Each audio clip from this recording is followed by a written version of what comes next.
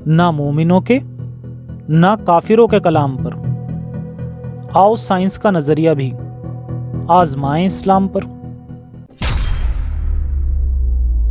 नमस्कार आदाब साथियों, मैं हूं आपके साथ ज़फ़र हेरेटिक, आपका दोस्त, आपका होस्ट। मेरी इस वीडियो को लाइक करें, शेयर करें और मेरे चैनल को सब्सक्राइब करें। साथ ही घंटी के बटन को दबाकर ऑल नोटिफिकेशन ऑप्शन को सिलेक्ट कर लें।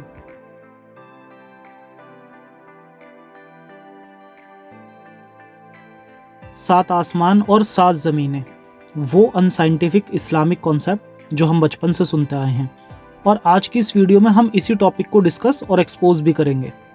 वीडियो का मकसद जानने के लिए इसे आखिर तक ज़रूर देखें। तो आइए शुरू करते हैं।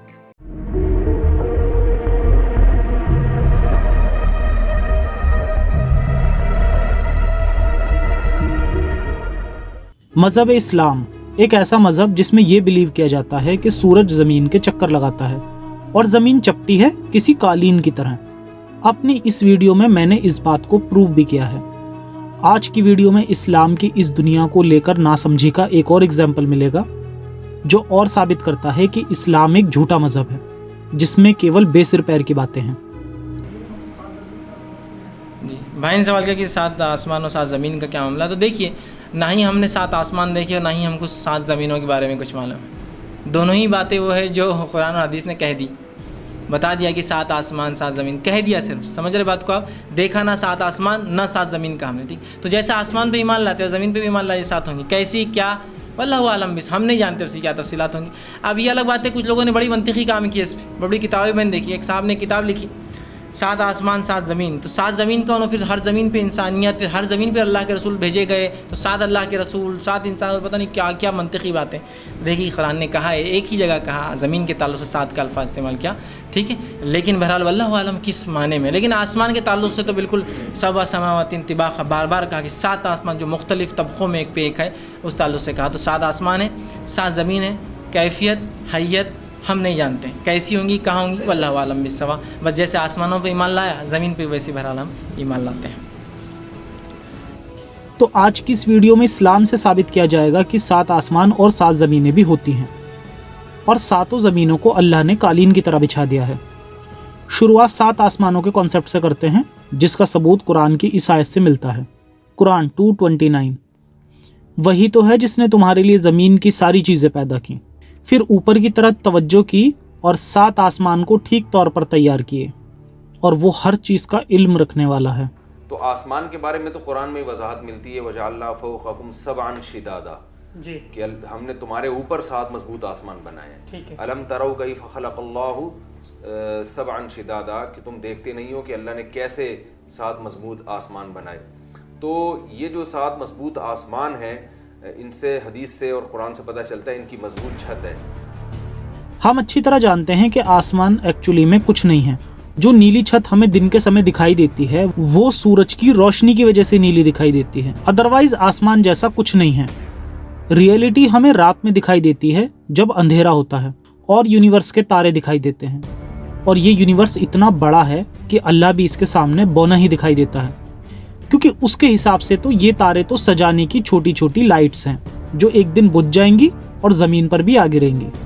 खैर, इस पर भी एक वीडियो बनाऊंगा जल्दी ही। अभी बात करते हैं सात आसमान की। मुस्लिम उलेमा अक्सर इस्लाम को बचाने के लिए ज़मीन के एटमॉस्फेयर की लेयर्स को अल्लाह के सात आसमान बताते हैं, जो कि 7 नहीं बल्कि 5 हैं, और इनका नंबर फिक्स भी नहीं है। ये प्रोपेगेंडा भी आज एक्सपोज हो जाएगा। अब ये जो हमें नजर आता है, जाहिर है ये तो आसमान नहीं है जी, अब वो है बहुत बुलंदी पर है, और एक के ऊपर दूसरा, दूसरे के ऊपर तीसरा, तीसरे के ऊपर चौथा, ऐसे खौल की शक्ल में इन्होंने कायनात को घेरा हुआ है।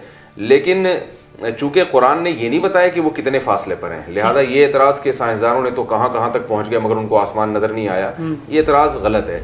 इसलिए कि कायनात की वसअतें तो अभी उसका तो एक ज़र्रा भी दरियाफ्त नहीं हुआ है। खुद साइंसदान इस बात का एतराफ़ करते हैं। तो ये बहुत ऊपर है, हमारी सोच और बुलंदियों से ऊपर। अब अल्लाह के सात आसमान समझते हैं, जो हमें तफसीरों से पता चलेगा। तफसीर इब्न कथीर 13:2, आसमान और दुनिया, सारी ज़मीन और जो इसके इर्द गिर्द है, पानी, हवा वगैरह सबको बनाया, और ज़मीन से आसमान की दूरी 500 साल के राह पर है। हर जगह ये इतना ही ऊंचा है। फिर इसकी अपनी मोटाई भी 5 और साल के फासले जितनी ऊंचाई है। फिर पहले से दूसरे आसमान का फासला भी 500 साल का है, और फिर इसी तरह चौथा और पांचवा, छठवां और सातवां। अल्लाह कहता है कि हम ही हैं जिसने सातवां आसमान को इसी तरह बनाया। इब्ने अब्बास और बाकी दिगर उलेमाओं की राय है कि सातवां आसमान ज़मीन के ऊपर एक गुंबद की तरह है। पहली बात तो ये 7 आसमान गुंबद की तरह चपटी ज़मीन के ऊपर हैं, कुछ इस तरह। दूसरा पॉइंट यहाँ मेंशन है कि सातों आसमान एक के ऊपर एक है, जिनके बीच की दूरी 500 साल की है।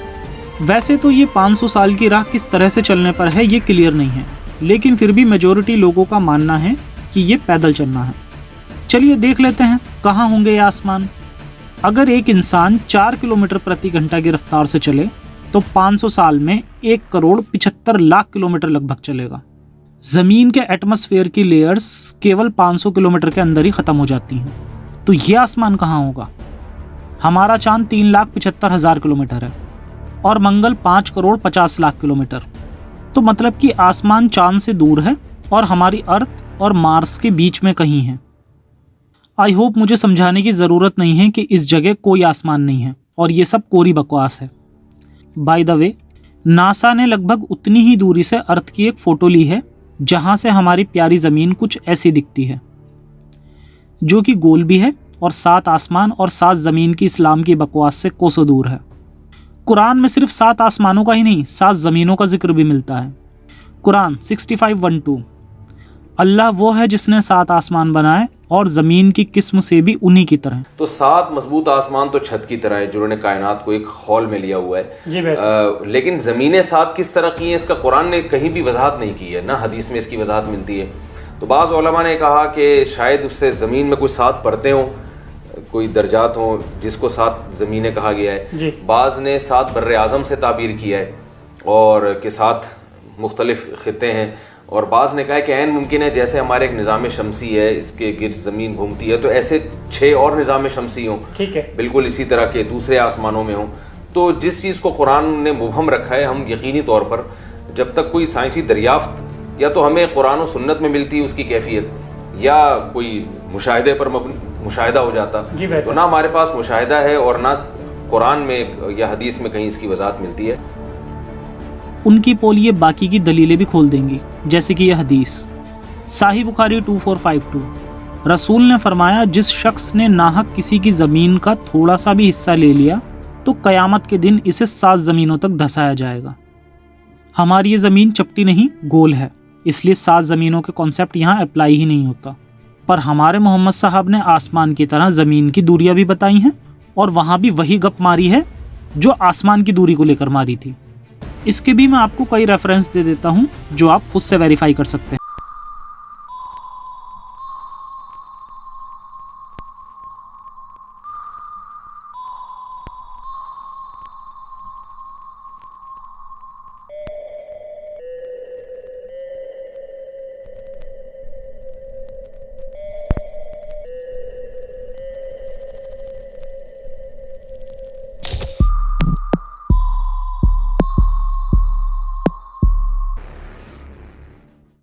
तो ये थी सच्चाई इस्लाम की इस दुनिया को लेकर समझ की, जो कि कुछ ऐसा दिखना चाहिए।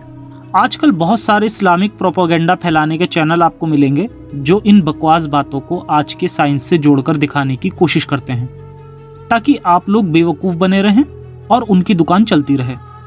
मैं जानता हूं कि इस्लाम की दुनिया को लेकर ये बच्चों वाली समझ से इंसानियत को कोई नुकसान नहीं है, लेकिन ये बताने का मकसद मेरा यही है कि आप इस बात को अच्छी तरह समझ सकें कि इस्लाम कोई सच नहीं है।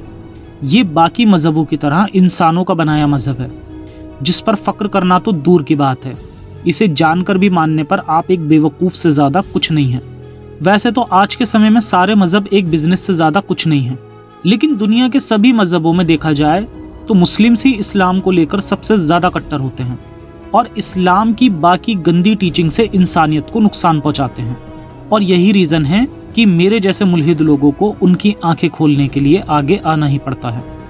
ये बात आपको समझनी ही होगी कि कोई भी मज़हब आपको जन्नत नहीं दिला सकता, लेकिन बेशक इंसानियत आपको इस दुनिया को ही जन्नत बनाकर रहने लायक बना सकती है।